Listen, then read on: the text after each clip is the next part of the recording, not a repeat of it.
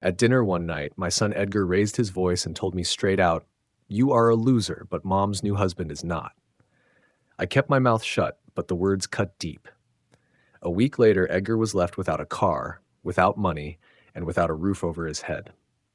That same night, my ex-wife called me in a panic, and what she told me ended up turning my entire world upside down. Before we continue, please subscribe to stay updated on our latest stories. We had been sitting around the family table in my Rockford home. The smell of roast beef still hung heavy in the air, mixing with the faint scent of mashed potatoes cooling on our plates. It was a mild spring evening in Illinois, the kind where you crack the windows open to let in the fresh breeze drifting up from the Rock River. Edgar, who was 31 at the time, sat across from me, jabbing his fork into what was left of his dinner with more force than it deserved. My daughter Ariana, 29, sat to my right. She wore her usual patient smile, always trying to keep things calm between us. We had been talking about ordinary things, work, the changing weather, the lilacs starting to bloom out back, when Edgar suddenly slammed his fork down. The sound shot through the quiet like a gun going off. "You are a loser, Dad," he barked, loud and clear. "But Graham, Mom's new husband? He is not. He has it all figured out. Big business deals, fancy cars, everything a real man should have." Then he added, "I think I will start calling him Father from now on." His words were sharp and heavy, like a blade twisting in my chest. My hand tightened around my glass of water until the sweat on the outside made it slippery. I wanted to say something, but nothing came out. Not yet. Ariana gasped, covering her mouth with her hand, her eyes wide in disbelief. Behind Edgar on the wall hung an old photo from 10 years ago. It showed all of us at a barbecue, smiling like the world had not yet fallen apart. That was before the divorce shattered everything. How could he talk like that after all I had given him? "Edgar, that is not fair," Ariana snapped, her voice steady but edged with hurt. She leaned forward in her chair, trying to defend me. "Dad has always been there for us. He is the one who built this family, not some outsider. You are being cruel." Edgar snorted and shoved his plate away so hard it almost slid off the table. "Cruel? Take a good look at him, sis. He is still busting his back in construction at 6'3", scraping by like a nobody. Graham is the real deal. He knows how to win. Dad? He is just average." Then he shot up from his chair, the wooden legs screeching against the floor, making my skin crawl. I sat frozen, my mind flashing back to years earlier. Right after the divorce, when Celeste left me chasing what she called a better life, Edgar was 21. Fresh out of college, lost and unsure of himself. I had handed him the keys to a brand new Honda Civic. Not fancy, but reliable enough to get him started. "This is for you, son," I had said, proud to help him on his way. But instead of gratitude, he wrinkled his nose and muttered, "Thanks, I guess, but Graham drives a Mercedes." That sting never truly faded, though I had buried it under years of paying his rent, covering his bills, and supporting one half-baked idea after another. And now, here he was throwing those same words back in my face. "Edgar, sit down," I finally managed, keeping my tone low and calm, though my jaw ached from clenching. "We are family. We do not talk to each other like that." He let out a harsh laugh, one without an ounce of warmth. "Family? Do not kid yourself. You have been holding me back. Graham gets it. He is giving me real advice, real chances. You are outdated, obsolete." Then he snatched his jacket from the chair and stormed toward the door, his steps shaking the floorboards. Ariana reached across the table and squeezed my hand. "Do not listen to him, Dad. He is wrong. You are the best father anyone could ask for. He is just, I do not know, jealous, maybe." Her words soothed me a little, though the wound was raw. She stood and wrapped me in a quick hug. "Nest, I will talk to him later. Love you." The front door clicked shut behind her, leaving me in a house that felt too quiet, too empty. I stayed there at the table, staring at the dirty dishes, half-eaten food, and crumpled napkins. The roast beef sat cold in its own juices. My thoughts ran wild, trying to make sense of his betrayal. Edgar was living rent-free in the house I had bought him, driving the car I kept running, yet he was worshiping Graham, the slick 55-year-old businessman who had slid into our lives after the divorce. Graham, always in his tailored suits, always whispering in Celeste's ear about how he could take the family higher. And me? I was the one sweating in the Illinois heat, pouring concrete, raising 2 kids while building houses and futures. I looked at that photo again, the happy smiles frozen in time, mocking me now. The kitchen clock ticked steadily, each second amplifying the emptiness I felt. I did not clear the table. I did not move at all. I just sat there and let the anger roll around inside me until it started to take shape, hard and sharp. I thought about all the sacrifices, the night shifts, the vacations I skipped so his bills got paid, the times he rubbed Graham's name in my face. Enough was enough. If Edgar wanted to call me a loser, he was about to find out what life looked like without my support. It was time to draw a line. Later that night, I stepped out into the backyard. The air was crisp, carrying the sweet smell of lilacs from the neighbor's yard. I left the dining room lights burning, the messy table behind me glowing in their warm light through the sliding glass door. I pulled a cold beer from the fridge, the bottle dripping with condensation, and walked out onto the wooden deck, the boards creaking beneath my weight. The sky over Rockford was wide open that night, stars spread thick like someone had tossed handfuls of diamonds across dark velvet. I cracked open a cold one, the cap hissing off with a sharp fizz, foam spilling just a little over the rim.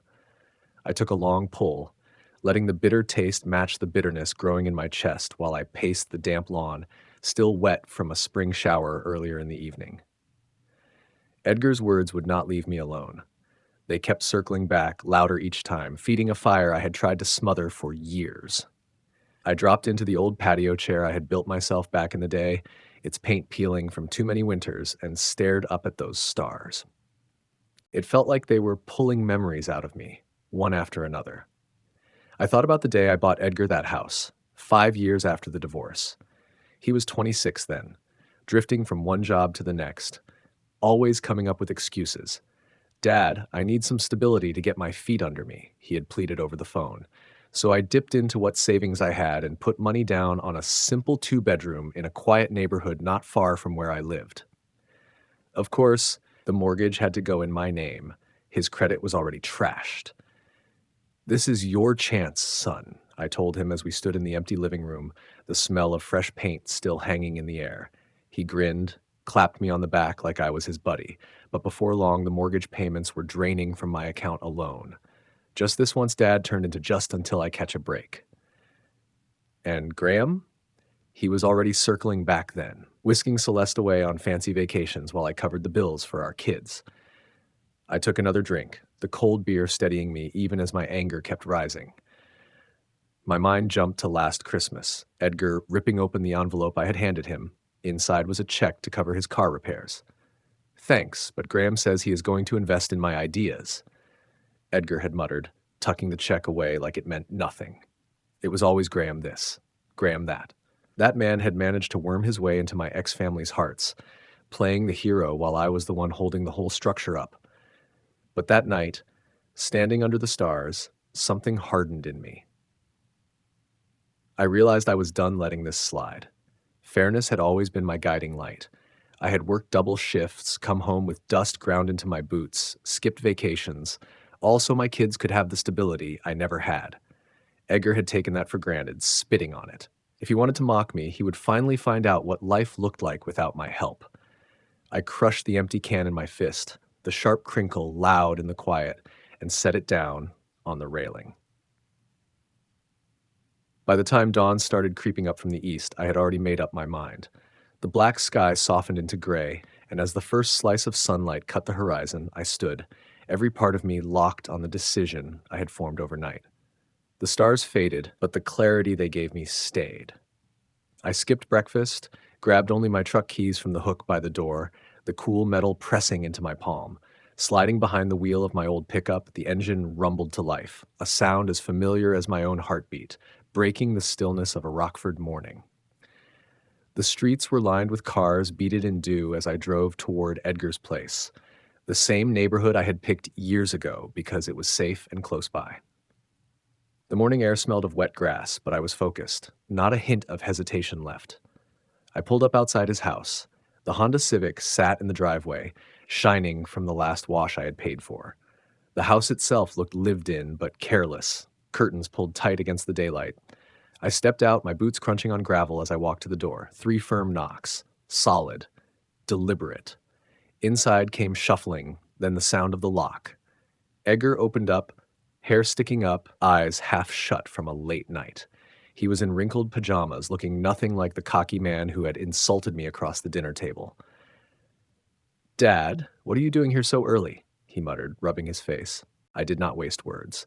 I stood square on the porch and said, "I am here for the car keys, Edgar. Hand them over." He blinked and let out a short, fake laugh that grated like sandpaper. "What? No way. That is my car. You gave it to me." "Gave it to you," I repeated, steady as stone. My eyes flicked to the Civic, and a memory hit me like a punch. I had surprised him with it when he was 21, still drifting after fresh out of community college. I had pulled up with a big bow on the hood like those commercials. "This will get you started, son," I had said, proud to hand him something solid.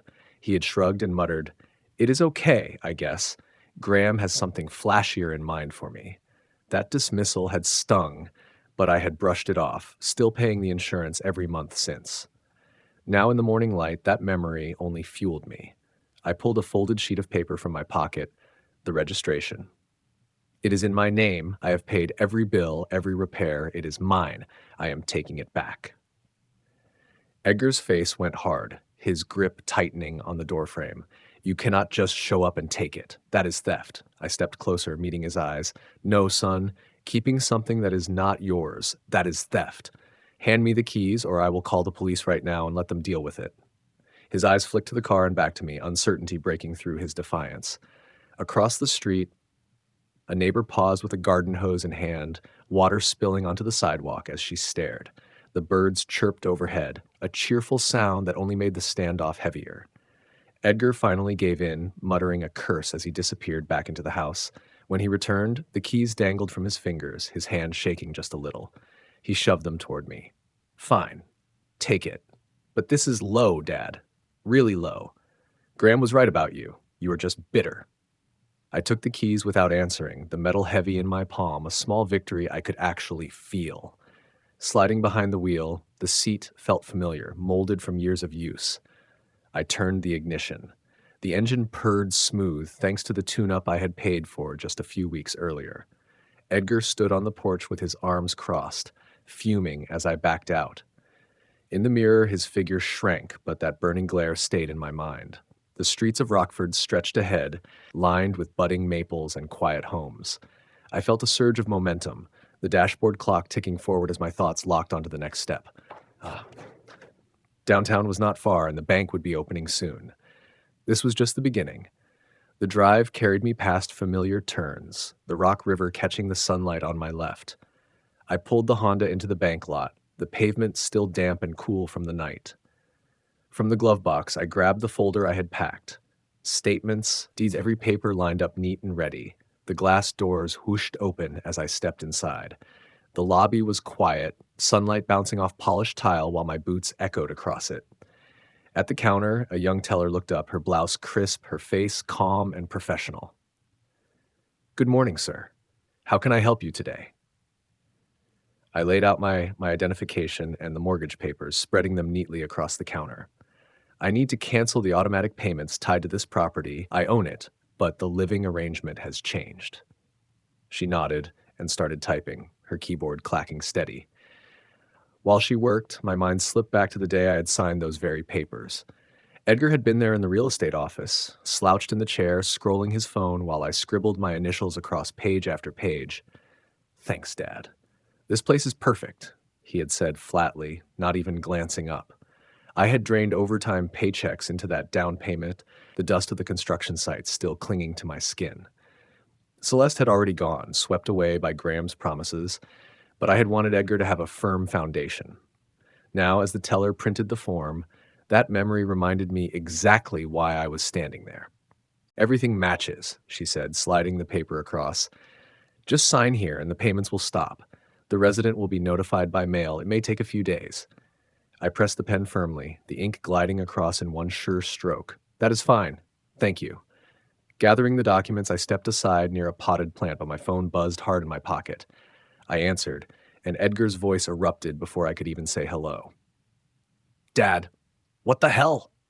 The bank just called. Payments are stopping. You are evicting me? This is my house." I gripped the phone tighter, heat rising in my chest, but my words stayed calm. It is my house, Edgar. My name is on the deed. My money has kept it alive all these years. You were never listed as a tenant, never signed anything. You have been a guest, and I covered everything. You have had years to step up. His voice cracked, anger giving way to panic. You cannot do this. Where am I supposed to go? You are ruining my life over one comment. One comment? I repeated, pausing as a man walking through the lobby glanced over at the raised voice. This is not about one comment, son. This is years of you taking while I carried the load. Years of you leaning on Graham and spitting on me. It is time you stand on your own. Wait, Dad, listen. I did not mean it like that. Graham has been helping, but please, do not do this. His words tumbled out fast, desperate. I ended the call, the click final. His plea still echoed in my mind, but I slipped the phone back in my pocket.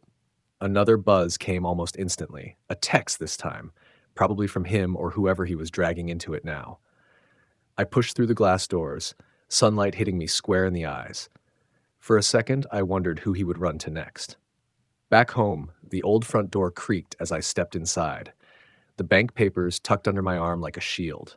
The drive along the river had been quiet, the Honda running smooth, but Edgar's voice from that call clung to me like a shadow. I set the keys down on the kitchen counter. The clink of metal against granite echoed through the still house. Coffee was waiting in the pot, the rich aroma wrapping around me as I poured a cup. Steam curled up, steadying me as I sat in the worn armchair by the window. Sunlight broke through the curtains in golden stripes across the floor. My phone buzzed again. A message lit the screen. Ariana. Dad, Edgar just called me freaking out. He says you are cutting him off completely? What is going on? I took a slow sip, the heat running through me, and typed back short and clear, just reclaiming what is mine. He will be fine.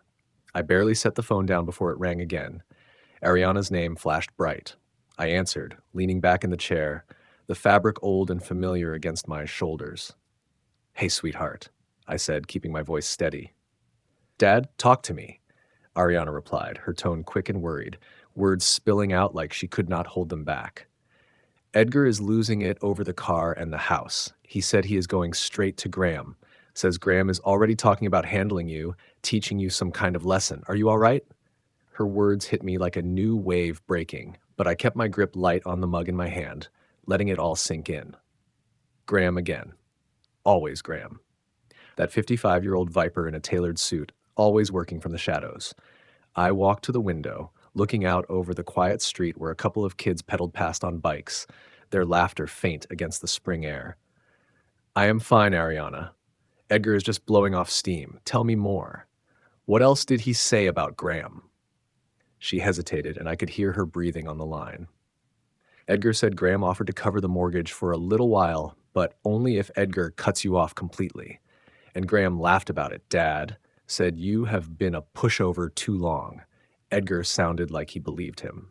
I nodded to myself, the picture coming into focus. Of course, Edgar would run straight to Graham, the man who had slithered into our lives right after the divorce. My eyes landed on a faded photo on the mantel. All four of us at a 4th of July picnic, smiles wide, before everything broke apart. A memory came hard. It was the year after Celeste left. Graham showed up at Edgar's birthday dinner, uninvited, dragging in some shiny box with an expensive watch inside. It dwarfed the simple toolkit I had given my boy. Graham had smirked and said, your dad's great at building houses, but I am here to build futures. Edgar lit up, proud as anything, while I swallowed that insult. A month later, I sent in another tuition check, quietly covering the bills. That was the pattern, my sweat written off as ordinary, while Graham's flashy handouts became gospel. My inbox still had the transfers, my quiet support stacked higher than any thank you he ever gave. Thanks for the warning, I told Ariana, my voice firming. Graham's playing his games, but I am not backing down. This is about fairness. I know, Dad, she said softly. Just be careful. Edgar sounded serious. We talked a little longer, her steady words keeping me grounded before we hung up. I scrolled through old texts from Edgar, months of requests for cash, not one mention of gratitude. Each message stung, but with every one my focus sharpened. I started pacing the room, the floor creaking beneath me. I pulled up old emails on my laptop, looking at transfer records, rereading Graham's subtle digs that had slipped into family group chats I was no longer invited to. The pattern was undeniable. Outside, a neighbor slammed a car door, and the sound echoed like a reminder of doors shut in my own life. It was clear. Alliances were stacking up against me quicker than I had guessed. I set the phone down, already turning over strategies in my mind, planning my next steps. But before I could take a breath, the phone buzzed again. The name on the screen made my Jackaback tighten, Celeste. The living room suddenly felt smaller. My coffee had cooled, the steam gone, vanishing like old illusions. I answered and stood at the window, watching the calm street mock the storm brewing inside me. "Bruce, what on earth are you doing?" Celeste's voice blasted through, frantic, sharp, every word climbing higher. "Edgar is hysterical. He says you took his car and stopped the house payments. Have you completely lost your mind?" I breathed deep, steadying myself with a hand on the windowsill. The wood was smooth under my fingers. "Nice to hear from you too, Celeste. I have not lost anything. I took back what was mine, the car I bought, the house I financed." "You cannot just throw him out," she shot back, her voice breaking with emotion. "He is your son. Graham and I are worried sick. Graham says if you do not fix this, he will get lawyers involved." There it was again, Graham pulling strings through her. I walked a slow circle through the room, each step measured. My eyes brushed over the photo on the mantel. Another memory surfaced. Those first months after the divorce, Celeste moving in with Graham while I quietly kept the money flowing, extra for Edgar's braces, checks for vacations I was not invited on. "Graham has big plans for the kids," she had told me once, her voice light. And I had written another check, staying silent, watching from the shadows. Now her panic revealed where the cracks really were. "Lawyers?" I said evenly, my voice carrying steel. "Let him try. Everything is in my name, Celeste. This is not cruelty. It is about respect.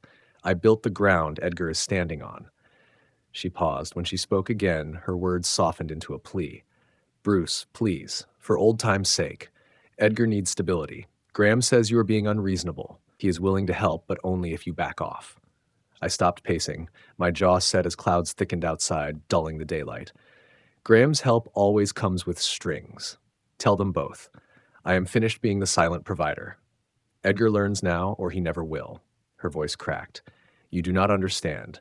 He says he will cut you out completely. We are family, Bruce. Fix this before it is too late." Then she hung up. The silence after her voice was louder than the call itself. I set the phone down, pulled a notebook from the drawer, and flipped to a clean page. The paper felt crisp under my hand. Ideas started pouring in, defenses, countermeasures, steps to take.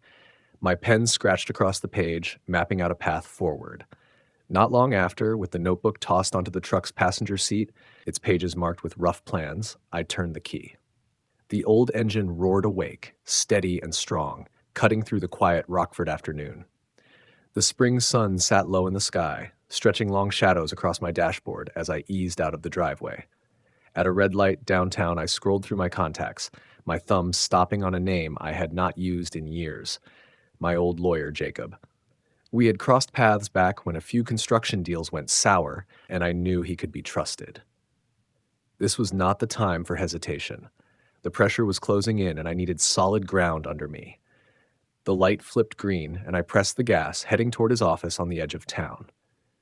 In the rearview mirror, the rock flashed in the sunlight, steady and relentless, a reminder of how currents run deep beneath the surface. His office sat in a plain brick building. I parked, stepped out, and pushed through the door. The smell of fresh coffee greeted me, drifting from a pot in the waiting room. The receptionist gave me a nod and waved me through. Jacob stood to shake my hand when I walked in, his desk cluttered with papers, his grip as strong as I remembered. "Bruce, what's going on?" he asked, settling back into a chair that creaked under him, his sharp eyes peering over wire-rimmed glasses. I opened my notebook, its pages full of notes, and laid out the essentials. Taking back the car, cutting off the mortgage payments, Edgar's meltdown, Graham's threats, and the talk of dragging lawyers into this. I kept my voice steady, just the facts. I need to know my protections. Everything's in my name, but they are already talking lawsuits. Graham's got businesses. Any holes I need to worry about? Jacob sifted through the stack of deeds and records I had brought, tapping his pen as he read.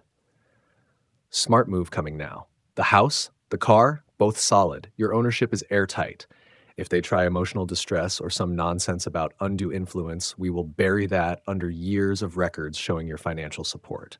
He turned another page, pausing. As for Graham, his companies have had some tax liens pop up. Nothing huge, but it is leverage if he gets pushy. I can draft a cease and desist letter to have on hand. We dug deeper, Jacob asking sharp questions like he was checking the foundation of a building. Any shared accounts? Business ties with Edgar? I shook my head. While he stepped out to make copies, an old memory came back. Graham's first real encounter with Edgar at a family dinner after the divorce. I remembered Graham slipping him a business card, grinning like he owned the room. Stick with me, kid. Your dad's handy with tools, but I build empires. I had overheard it while writing another rent check, swallowing my pride. When Jacob returned, he cut to the point. File for full title transfer on the house. That move will force their hand and protect your position. I left his office with a folder of draft paperwork in hand, my footsteps echoing down the hallway. The weight on my shoulders felt lighter, like I had finally set a load down. But one stop was not enough. My next turn was the accountant. I drove across town, the truck humming over familiar potholes until I pulled into a lot shaded by young oak trees just starting to leaf out. Inside, the air smelled sterile, fluorescent lights buzzing overhead. Mary, my accountant, gave me a quick nod. Her desk was buried in spreadsheets, as always. Bruce, been a while. Sit down. What's happening? I spread out the financial statements, tapping at the transfers and mortgage lines. I cut off support for Edgar. Graham's circling, and I need to know if there's any hidden tie I missed, any loopholes he could use. She adjusted her glasses, fingers flying across her keyboard as she pulled up digital records. Your accounts are clean. No joint ownership with Edgar anywhere, but Graham's firm? I have seen filings with questionable deductions. If you wanted to raise a flag with the Internal Revenue Service, let's just say they never ignore tips. Her voice was calm, practical. Then she leaned back, studying me. Why now, Bruce? I met her eyes. Because respect's been overdue. I have carried them long enough. She nodded, jotting notes. Then here's where you start. Freeze any credits tied to him. And yes, there are anonymous channels if you want to report irregularities. She slid a few printed summaries my way. As I gathered them, my mind drifted back to a winter years ago. I had wired money into Edgar's failed startup while Graham circled from a distance, collecting consulting fees I unknowingly covered. Mary's advice sharpened my anger into a weapon. Secure retirement first, and if they sue, countersue for repayment of so-called gifts. By the time I left her office, the sun was dipping, my folder heavier with annotated strategies. Driving home along the river, I ran mental checklists, first steps ready for tomorrow. At my desk that night, papers spread under the lamp, legal on the left, financial on the right. I got to work. I logged into the portal, processed the title transfer on Edgar's house, and watched the confirmation email land. Next came certified mail, one envelope to Edgar, another to Graham's office. Asset freeze notices stamped and sealed. A memory flashed of Graham's smug toast at Celeste's remarriage, his voice drowning my quiet sacrifices. Fueled by that, I sent an anonymous tip through the IRS system. Mary's flagged deductions lined up as evidence. Back at the desk, inbox updates rolled in, bank confirmations, mail trackers. Each ping tightened the wall I was building. Then Edgar's name lit up on my phone, buzzing hard against the wood. Before I could answer, another ping, an email from Graham, subject screaming, "Cease your interference." His message threatened lawsuits and accused me of meddling with family assets. Moments later, the phone rang. Graham himself. "Bruce, you old fool," his voice boomed, polish stripped by rage. "You froze accounts, dragged my business. Are you jealous? You'll regret this. My lawyers will bury you." I stood by the window, watching the streetlights flicker. "Jealousy?" I said. "I reclaimed what was mine. Years of sweat while you played empire builder. Threaten all you want. My lawyer's ready." His laugh was jagged. "You? Against me? You'll lose. Edgar doesn't deserve this. You're destroying him." "Destroying?" I shot back. "I'm teaching him responsibility, something you never did." I cut the call. Save it for the judge. The knock at my front door was immediate, heavy as thunder. Through the peephole, Edgar stood wild-eyed under the porch light. I cracked the chain, but he shoved. "Let me in, Dad. You've gone too far. You took my car, my house. Now Graham says audits? You're ruining everything." He stormed inside, face flushed, voice jagged. "You don't get it. Graham's offering me a place. Loans. You're bitter because Mom chose better." I held firm. "Chose better? I chose you. Every paycheck, every sacrifice was for you. Graham's help is control. Walk away or stand on your own." Edgar paced the room, his agitation spilling into every movement. He brushed past the coffee table, bumping a picture frame until it sat crooked, the old family photo now hanging at an angle. His face twisted, his words sharp. "Consequences? I'm homeless because of you. Fix this, or I'll side with Graham's lawsuit. We'll strip you of everything." The tension spiked, his voice reverberating off the walls in jagged echoes. I kept my composure, refusing to match his fury. "Go ahead, Edgar. File whatever you want. The truth is on my side." That only fueled his rage. He stomped to the door and slammed it shut with such force the frame rattled on the wall. From the window, I watched as he stormed down the walkway and slid into a car I didn't recognize, likely one Graham had tossed him. Tires screeched against the asphalt as he tore away. The house settled back into silence, but it wasn't peaceful. The air carried a charge, as though unfinished business was humming just beyond reach. By morning, that storm began to take shape. A delivery van pulled up, its engine grumbling as the driver hopped out with a thick bundle of envelopes. I stepped onto the porch, the spring sun warming my shoulders as I signed for them, the embossed seals flashing like medals of progress. At the kitchen table, I slit one open and pulled out the foreclosure notice. Edgar's house was officially in proceedings, eviction timelines stamped in unforgiving black ink. Later that afternoon, I drove past the property. The Honda's engine purred steady as I eased near the curb. A moving truck sat in the driveway, laborers hauling boxes beneath a gray, heavy sky. Edgar stood in the middle, shoulders bent, directing the work with half-hearted gestures. The lawn that had once been neatly trimmed now showed neglect, weeds breaking through cracks in the concrete, mirroring the fractures in his pride. I didn't stop, didn't roll down the window. I just observed quietly as reality tightened around him, a muted satisfaction settling inside me. Halfway home, my phone buzzed. Edgar's name glowed on the screen. I pulled over by the riverbank, the water licking against the shore, and answered. "Dad, please," he said, his voice raw and broken. Nothing like the shouting from the night before. "The eviction came. I'm packing everything. I don't have anywhere to go. Graham's place is only temporary. Just help me one last time." My hand clenched on the steering wheel, the worn leather pressing into my palm. A memory rose unbidden. Edgar as a 10-year-old boy, clutching my hand during a storm when the power went out, looking to me to fix everything. Back then, I wired the generator, lit the house, built safety where there was none. But that boy was gone, buried under years of taking and entitlement. "One last time?" I said steady. "It's been a lifetime of one last times, Edgar. This is where it ends." He tried to bargain, his words tumbling out. "I'll apologize. I'll cut Graham out. I'll do anything. Don't let me end up on the street." His desperation tugged, but I didn't bend. An apology doesn't rebuild respect. You need to stand on your own. Call me when you're ready for that. And I ended the call. The river flowed beside me, steady and inevitable, just like the consequences he now faced. I shot a quick update to Jacob, my lawyer, through text. His reply came back fast. Proceedings were moving, Edgar's stalling tactics failing. Back home, I filed the notices into my desk drawer, the paper edges whispering as they slid into place. My focus shifted past Edgar to Graham. His businesses were already under scrutiny, irregularities coming to light. The net was tightening. With eviction papers neatly stored, their sharp corners still fresh in my mind, I tucked my folder under my arm and drove to a cafe downtown. The spring air carried a faint trace of rain as I parked the truck, its door closing with a familiar click. Inside, steam curled from a latte at a corner table, mingling with the hushed shuffle of newspapers and clink of cups. I sat, sipping slowly, the warmth grounding me as I dialed Jacob. "Bruce, what's the latest?" His voice came crisp and direct. I flipped open my folder.